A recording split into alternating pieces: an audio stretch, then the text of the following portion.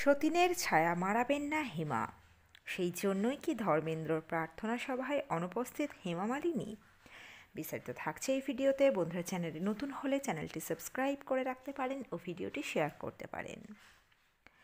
বলিউডের হিম্যান ধর্মেন্দ্র চলে যাওয়ায় শোকের ছায়া নেমে এসেছে পুরো ফিল্ম ইন্ডাস্ট্রিতে। প্রায় রাজকীয় জীবনের পর একেবারেই নীরবে তার শেষকৃত্য সম্পন্ন হয়, যা ভক্তদের মনে আরও দুঃখ বাড়িয়েছে।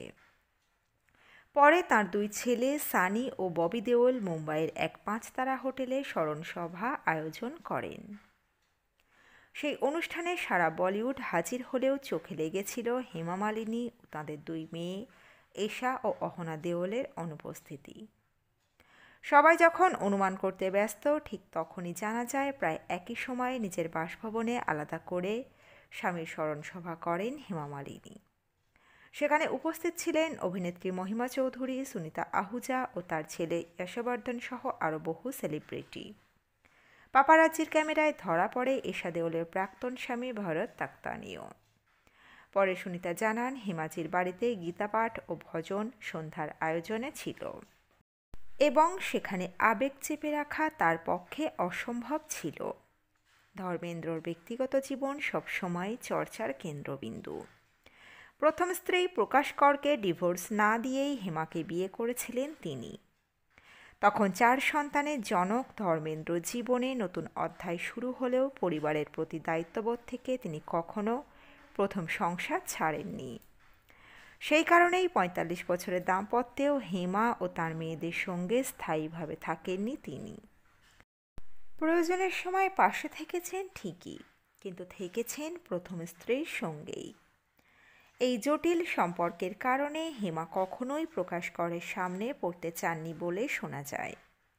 বহু বছর ধরে তিনি সতীনের সম্মুখীন হওয়া এড়িয়েছেন। এমনকি ধর্মেন্দ্রর মৃত্যুর পরও সেই দূরত্ব বজায় রাখলেন তিনি।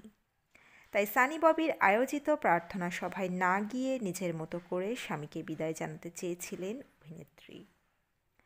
তবে সোশ্যাল মিডিয়ায় প্রয়াত স্বামীকে উদ্দেশ্য করে হেমার লেখা বার্তা হৃদয় ছুঁয়ে গেল সকলের। তিনি লিখেছেন, ধরমজি আমার কাছে ছিলেন স্নেহময় স্বামী, মেয়েদের আদরের বাবা, বন্ধু, দার্শনিক, পথপ্রদর্শক, কবি, আসলে আমার সব কিছু। অন্যদিকে মূল প্রার্থনা সভায় সানি, ববি, তাঁদের বোনেরা এবং করণ রাজবীর, অভয় দেওলের পাশাপাশি হাজির ছিলেন সলমান খান, ঐশ্বর্য রায়, মাধুরী দীক্ষিত সহ বহু তারকা। অনুষ্ঠানে দুই ভাইকে দৃশ্যতই আবেগপ্রবণ হয়ে পড়তে দেখা যায়, যা বলিউডের হৃদয় ছুঁয়ে যায় আরও একবার। তো বন্ধুরা, এই প্রতিবেদনে ছিল এতটুকুই। দ্রুত ফিরে আসবো এরকমই নতুন কোনো প্রতিবেদন নিয়ে।